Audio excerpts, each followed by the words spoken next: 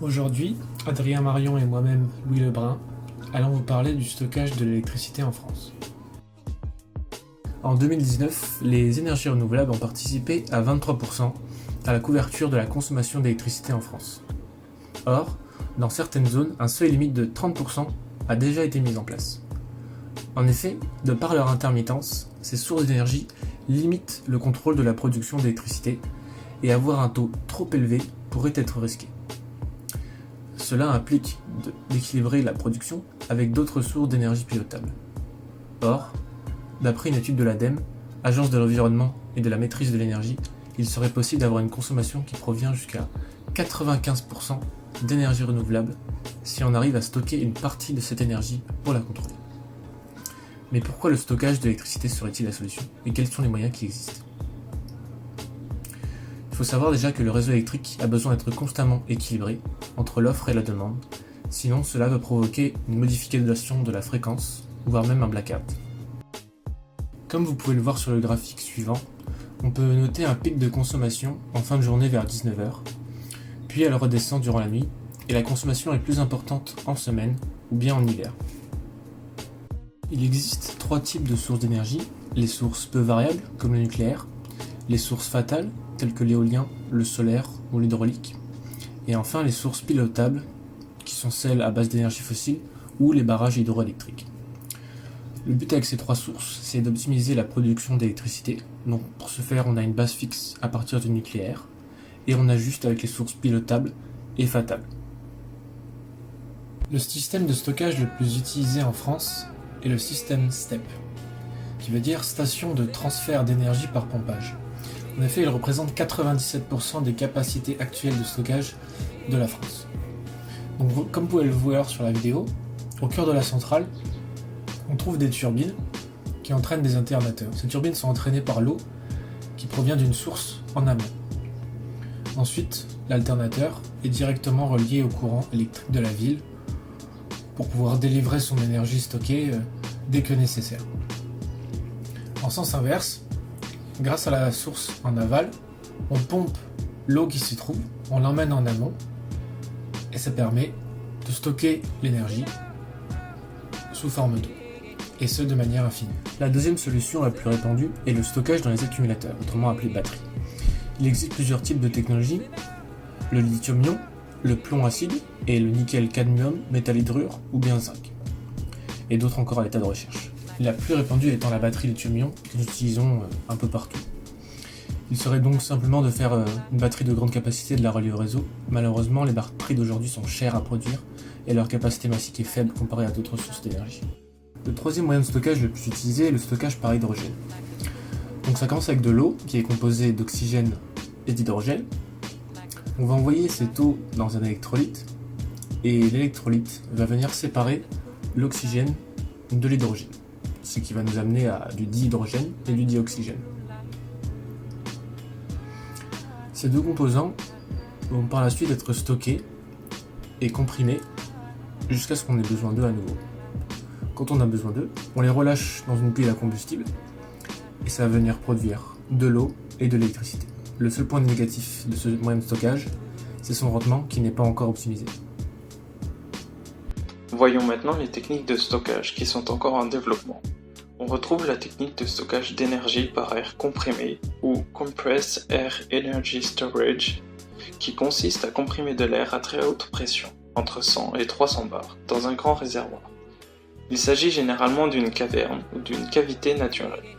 On utilise alors la pression de l'air pour produire de l'électricité. Mais lors du processus, la compression et la détente de l'air modifient sa température. Cela dégrade le rendement qui est inférieur à 50%.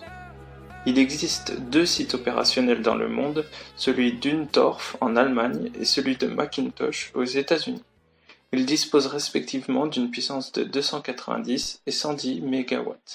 C'est pour une capacité de stockage de 3 et 26 heures. Il existe une technique que l'on appelle volant d'inertie. Il s'agit d'un rotor qui est entraîné par un moteur à une vitesse de plusieurs milliers de tours par minute. Il est contenu dans une enceinte sous vide pour limiter les frottements. On peut récupérer l'énergie cinétique en faisant fonctionner le moteur en générateur. Et enfin, la dernière méthode que nous évoquerons est le stockage thermique. Il peut se faire de deux manières différentes, par chaleur sensible ou par chaleur latente. La chaleur sensible est le fait d'élever la température d'un fluide ou d'un solide sans changement de phase, alors que la chaleur latente se fait par un changement de phase. Dans notre cas, ces deux types de stockage thermique peuvent être employés par des centrales solaires. En fonction de leur nature, les technologies utilisées peuvent être classées sous différentes catégories. Les technologies de stockage direct qui stockent l'électricité et les technologies de stockage indirect qui convertissent l'électricité et stockent l'énergie sous forme mécanique, électrochimique ou thermique. Mais quel est le moyen le plus adapté pour stabiliser la production d'électricité? Nous allons donc les comparer. Ce premier graphique met en avant le temps de décharge en fonction de la puissance. On constate que l'ordre de grandeur pour une step est du gigawattheure et qu'elle peut fournir de l'électricité durant plusieurs jours. A contrario, les volants d'inertie ont une puissance inférieure au mégawatt et peuvent restituer de l'électricité pendant quelques secondes maximum. Sur ce graphique, on peut voir les différences de maturité des technologies. On constate que les steps et les batteries sont les... Et enfin, on a compilé les données techniques pour pouvoir les comparer. On constate que les steps représentent 97% de la puissance mondiale installée de stockage. Cela s'explique par le fait que c'est une technologie que l'on maîtrise depuis des années et que son coût final est peu élevé. Vous pouvez voir dans le tableau suivant les avantages et inconvénients de chaque technologie. Les steps, qui sont aujourd'hui les plus courantes, nécessitent un emplacement en haute montagne et impliquent une forte modification de l'environnement. Elles ont une durée de vie longue avec un stockage important. Les batteries ont un très bon rendement, mais leur production est assez polluante et leur coût reste élevé. La technologie d'hydrogène est une énergie propre mais qui n'est pas assez développée. Son rendement n'est donc pas terrible. L'air comprimé est aussi propre, mais tant que les changements de température ne sont pas maîtrisés, les rendements ne seront pas suffisants. Le stockage cinétique est très réactif. Il est adapté pour des périodes de laps très courtes et des faibles puissances. Pour finir, le stockage thermique pose peu d'inconvénients, si ce n'est que son rendement est moyen. Vous l'aurez compris, le stockage d'électricité est la clé de la pénétration des énergies renouvelables. Si nous arrivons à stocker et à délivrer l'énergie de manière pérenne, les énergies renouvelables pourront se développer d'autant plus. Le moyen de stockage d'électricité le plus utilisé aujourd'hui est les steps. C'est le moyen de stockage que l'on maîtrise le mieux, étant donné son rendement ou bien ses coûts qui sont finalement faibles comparés aux autres moyens de stockage.